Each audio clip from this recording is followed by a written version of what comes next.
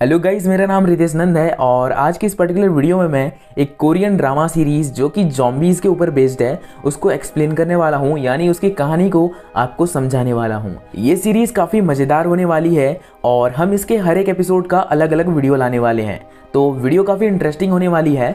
मैं सजेस्ट करूँगा कि आप इसे एंड तक देखो। इस सीरीज के स्टार्टिंग में हम देखते हैं कि चार बंदे अपने ही स्कूल के एक लड़के जिनसू को बुरी तरह से मारकर बुली कर रहे होते हैं, क्योंकि जिनसू ने अपने सुसाइड नोट पर इन लोगों का नाम लिख दिया था। हम देखते हैं कि मार खाते वक्त जिनसू के शरीर में अजीब बर्ताव होने लगता है, जैसे कि जॉम्बी का होता है, और जिनसू उन चारों पर हमला करने लगता है, पर छत के ऊपर से नीचे गिरकर काफी घायल हो जाता है। अगला सीन हॉस्पिटल का है, जहां जिनसू के पिता मिस्टर ली, जो कि उसी स्कूल के साइंस टीचर हैं, जिनसू से मिलने आते हैं। यहाँ जिनसू अजीब अजीब बातें करने लगता है, जैसे उसे पहले से ही पता था कि वो जॉम्बी बन सकता है। ये बात मिस्टर ली को भी पता थी और वो बोलते हैं कि मैं सब कुछ ठीक कर दूंगा, पर जिनसू अब बेकाबू हो जाता है और उसकी आंखें खून की तरह लाल हो जाती हैं और वो अपने पिता यानी मिस्टर ली पर ही हमला करने लगता है। पर मिस्टर ली उसके सिर को एक मोटी किताब से तब तक मारते रहते हैं जब तक कि वो शांत नहीं हो जाता या फिर मर नहीं जाता। जिसके बाद मिस्टर ली जिनसू के बॉडी को एक बड़े से सूटकेस में भर के वहां से चुपके से ले जा रहे होते हैं। तभी जिनसू का सूटकेस से बाहर निकला हाथ मिस्टर ली को पकड़ लेता है। जिनसू का मरा हुआ शरीर भी उस सूटकेस में से छटपटा रहा होता है, जिससे हमें पता चलता है कि जॉम्बी की बॉडी इतनी आसानी से मरती नहीं है। सीन शिफ्ट होता है और हम उसी स्कूल के कुछ सीन देखते हैं जहां लगभग हर एक सुविधा होता है जो कि हमारे इंडियन स्कूलों में देखने को नहीं मिलती।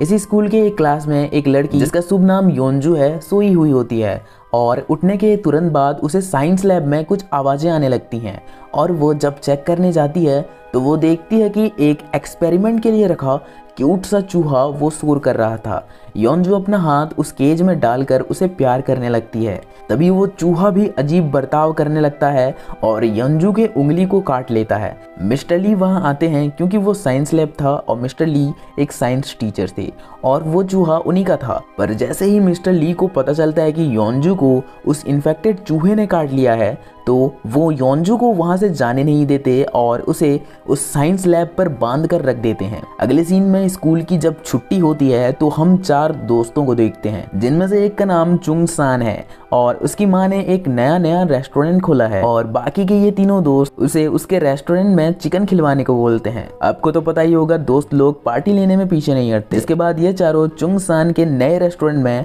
दबा के चिकन खाने लगते हैं। इसी दौरान इन लोगों के बीच मिस्टर ली और उनके बेटे जिनसू के बारे में बात होती है कि कैसे जिनसू के गायब होने के बाद मिस्टर ली काफी अजीब बिहेव कर रहे हैं और अब उनसे सड़े मांस की बदबू तक आने लगी है। यही हमें पता चलता है कि मिस्टर ली एक जीनियस टीचर है जो कि साइंस में काफी अच्छे हैं। और जो घर जाते वक्त चुंग सांग को अपने बाल खोलकर पूछने लगती है कि आखिर वो कैसी लग रही है, पर अपना सख्त लौंडा चुंग सांग ऐसी क्यूट सी शकल पर भी पिघलता नहीं है और बोलता है कि तू पागल है क्या भाई, अगर कोई लड़की मुझे ऐसा पूछेगी तो मैं तो खुशी से पागल ही हो जाऊंगा।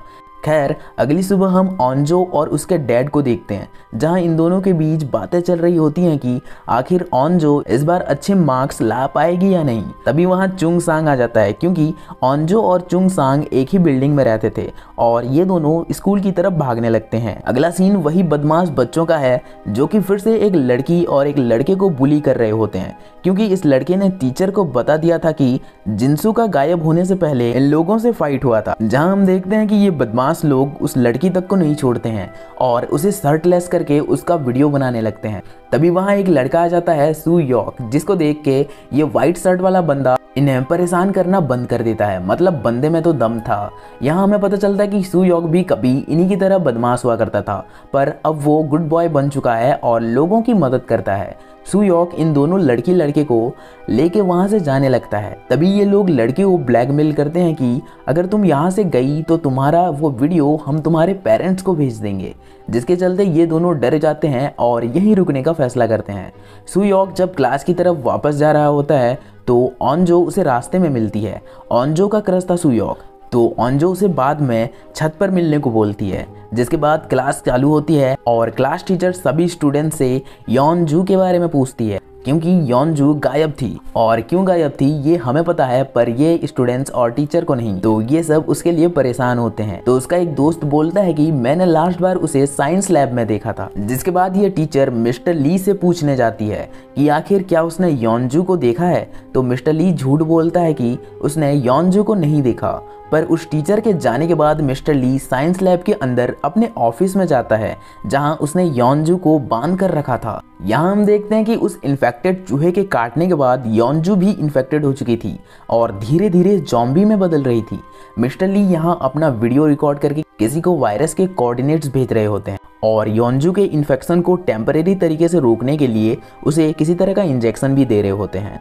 अगले सीन में हम देखते हैं कि मिस्टर ली एक क्लास को वायरस के बारे में ही पढ़ा रहे होते हैं और उन्हें एक पार्टिकुलर वायरस के बारे में बता रहे होते हैं जो कि सिर्फ स्नेल्स में होता है। यहीं हम उस व्हाइट शर्ट वाले बदमाश लड़के को देखते हैं जो कि उसी लड़की को क्लास में भी तंग कर रहा होता है। साला तू मर क्यों नहीं जाता। इसी दौरान इन्फेक्टेड योनजू दर्द से बुरी तरह से कांप रही होती है और छटपटा रही होती है और तभी उसके हाथ का फंदा खुल जाता है और वो सीधा पहुंच जाती है अपने क्लास, जहां योनजू को इस हालात में देख सब घबरा जाते हैं।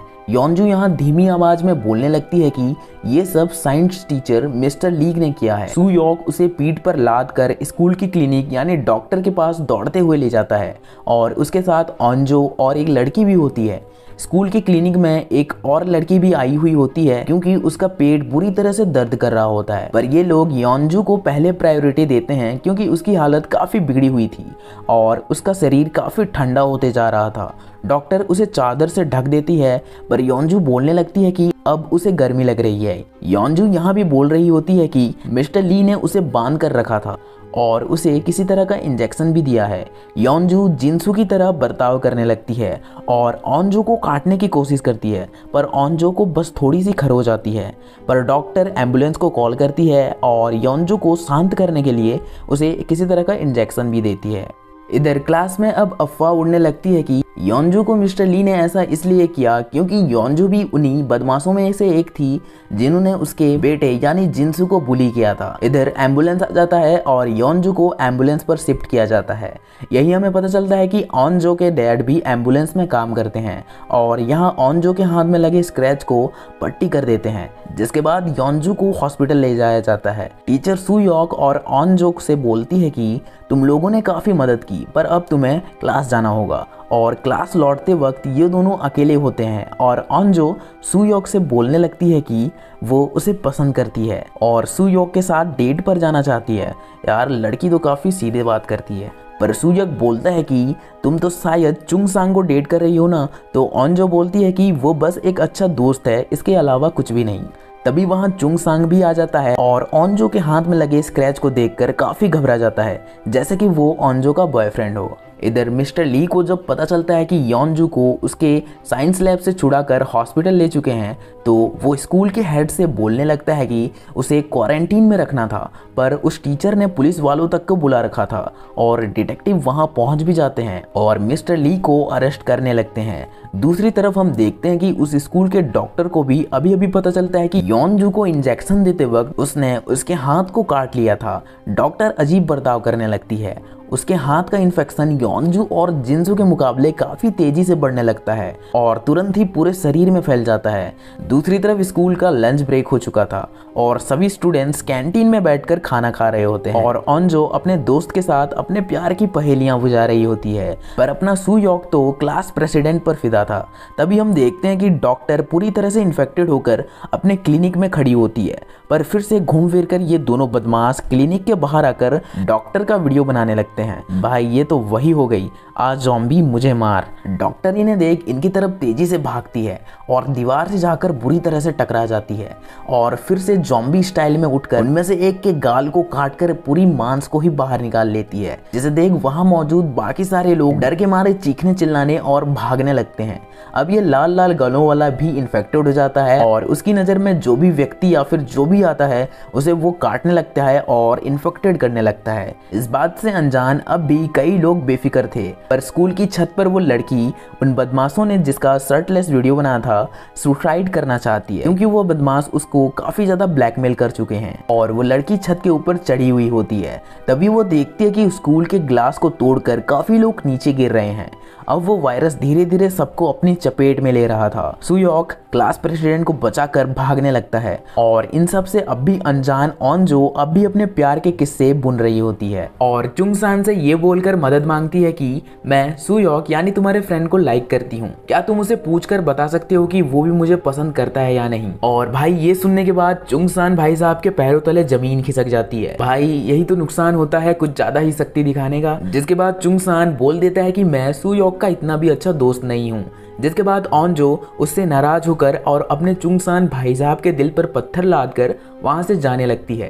तभी वहां सैकड़ों की भीड़ में स्टूडेंट्स अंदर घुसने लगते हैं जैसे कि कैंटीन में फ्री का रसगुल्ला बंट रहा हो, पर ऐसा नहीं होता। ये लोग उन ज़ॉम्बीज़ से बचकर भाग रहे होते हैं। ऑनजो और चुंगसान भी ये सब देखकर सहम जाते हैं और ऑनजो तभी किसी से टकराकर वहीं जमीन पर गिर जाती है और एक ज़ॉम्बी उसकी तरफ तेजी से बढ़ने लगता है। इसके आगे की कहानी मतलब एपिसोड 2 की कहानी आपको मेरे अपकमिंग वीडियो में देखने को मिलेगी। तो चैनल पर नए हो तो सब्सक्राइब कर देना और वीडियो अच्छा लगा हो तो लाइक भी कर देना। मिलते हैं अगले वीडियो में। हिंदी में टाटा, इंग्लिश में गुड बाय और कोरियन वेब सीरीज एक्सप्लेन की है तो कोरियन में भी आनियोंग।